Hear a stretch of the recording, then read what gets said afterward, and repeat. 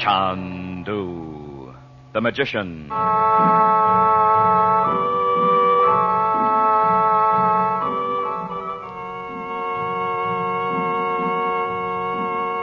Good evening, ladies and gentlemen. The makers of White King Soap present for your enjoyment Chandu the Magician. Today, Chandu, master of illusion, offers you one of his mysterious and amazing tricks. Chandu calls this trick the Assyrian money changer, and it changes pennies into dimes. You want this trick? Want to mystify and entertain your friends? Want to be a magician just like Chandu? All right. Get that White King box top, send it with a quarter straight to Chandu, Los Angeles 21, and receive your first Chandu magic trick by return mail. What fun you'll have saying, "See this penny? I lay the penny on the table. Now I cover the penny with the mystic ruby block. So coot, I say. Then remove the block, and the penny's gone. Now it's a silver dime." The trick is easy. So easy a child can do it. But it is clever. So clever it is very hard to detect. Start your collection of magic tricks right now with Chandu's Assyrian money changer. Just send 25 cents in coin and a White King soap box top to Chandu, Los Angeles 21. Be sure to print your name and address plainly.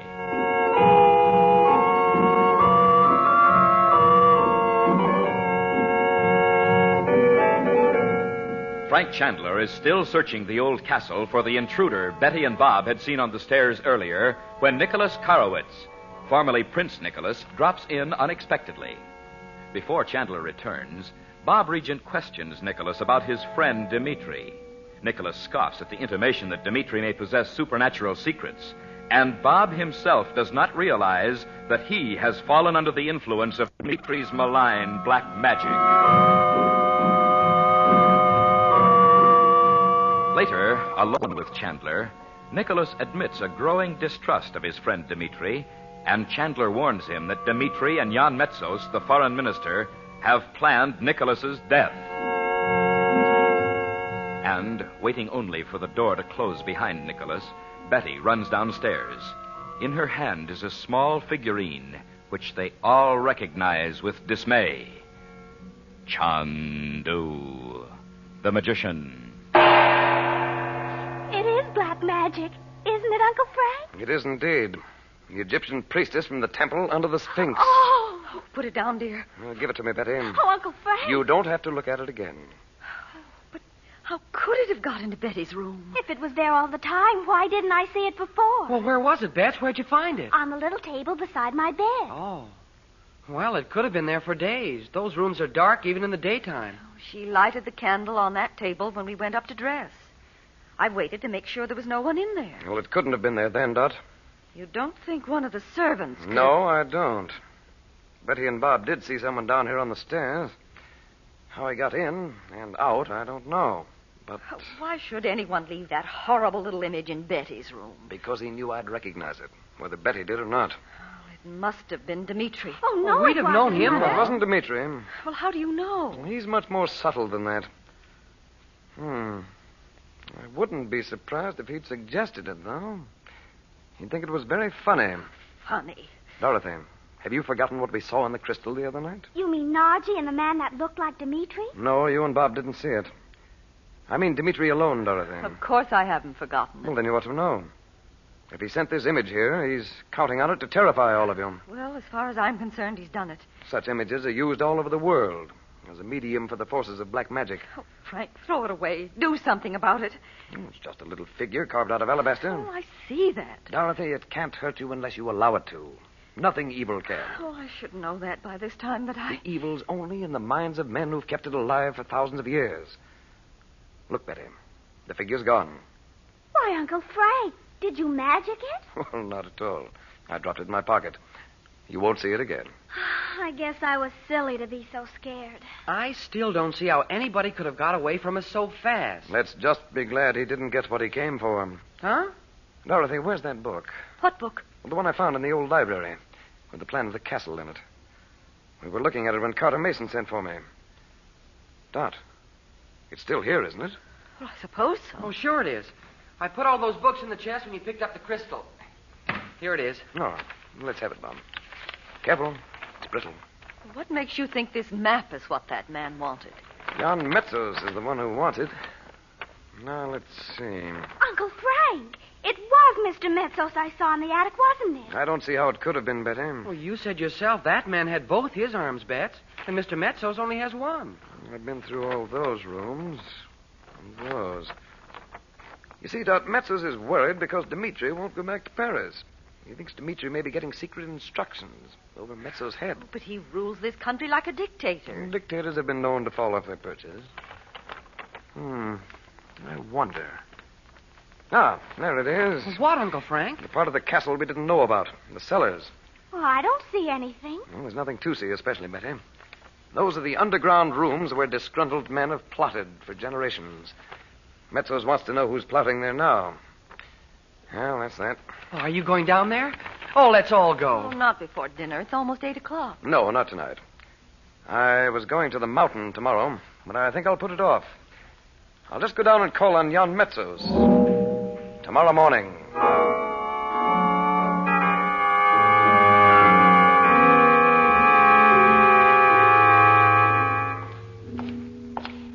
It's very good of you to see me, Mr. Metzos. I know how busy you are. I am only sorry. My duties have kept me from becoming better acquainted with you and your family, Mr. Chandler. Please to sit down. Thank you. I must apologize for taking up your time with a very trivial matter. Believe me, I am consulted when the goats in the streets make too much noise. I'm sure you are. Tell me, is the ghost walking in that castle of yours? Well, if so, we haven't seen him. Or is it a lady? You see, my young niece and nephew have very little to do until their tutor arrives. So they've been exploring all the unused rooms. You can imagine the odd things they've turned up. Insist of a castle, they might find anything. Secret stairways and dusty old library with books and papers scattered about as if a high wind had blown through the place. You know, the castle must have quite a history. By the way, Mr. Chandler. Yes? Is it true a man was found, what is your word, loitering in the garden up there a few days ago? You are well informed. You must mean Gomez. You know his name? No, I know what he said it was.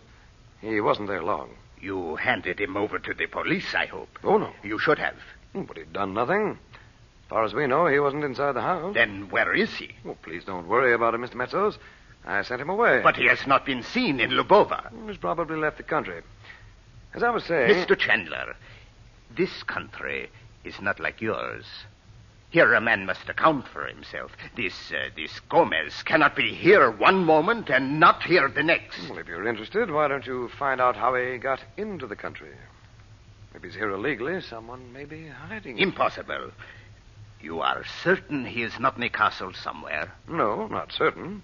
It's possible, I suppose. You mean to say you have found others there? Strangers?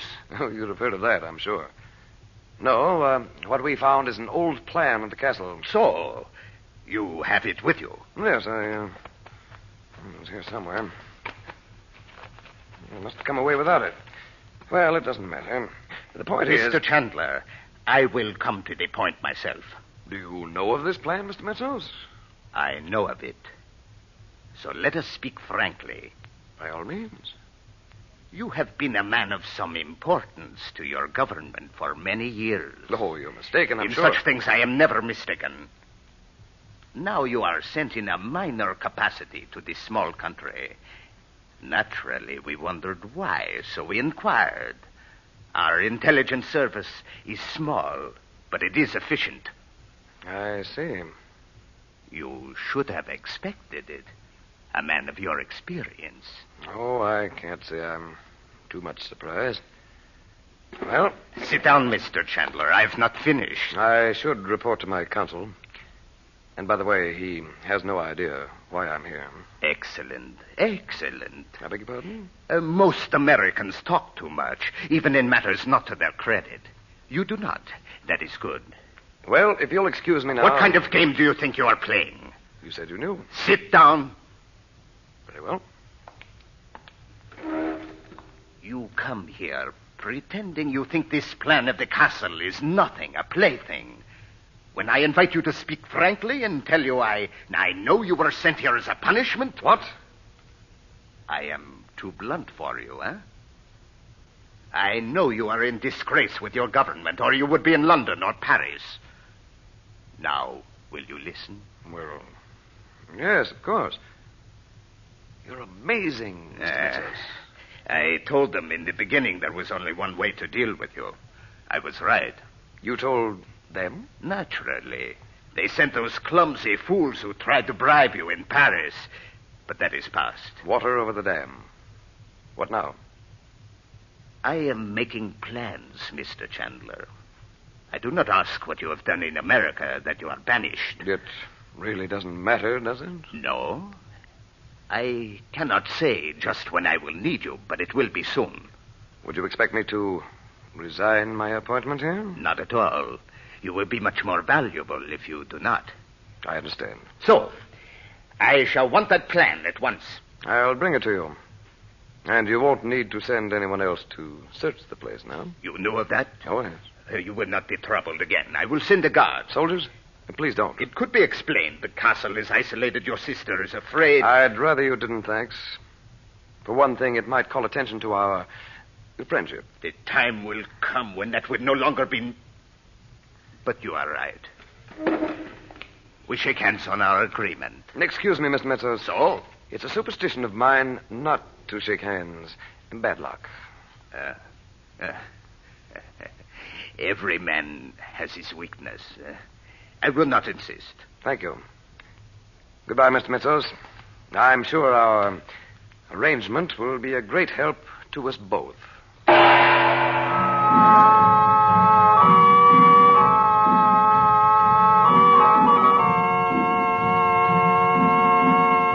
Would you like to be a magician? Would you like to mystify your friends with magic tricks? Chandu the Magician has a magic trick for you. Chandu calls it the Assyrian money changer. It changes pennies into dimes. And we'll send it to you for just 25 cents and a white king box top. This trick is fascinating. Listen. You lay a penny on the table. Cover the penny with the mystic ruby block. So coot, you say. Then remove the block. Now the penny's gone, and you see a bright, shining silver dime instead. Wonderful, isn't it? And it's so simple, you can do it not once, but again and again and again. Your friends will never catch on. Now, to get Chandu's Assyrian money changer, just mail 25 cents in coin and the top from a box of White King soap to Chandu, Los Angeles 21, California. That's Chandu, Los Angeles 21. And remember, nothing washes like soap. There is no soap like White King. You'll love White King.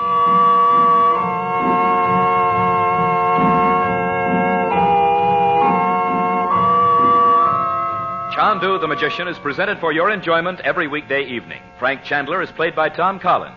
The makers of White King invite you to listen tomorrow at this time when the story resumes. Chandu the Magician. This is the Mutual Don Lee Broadcasting System.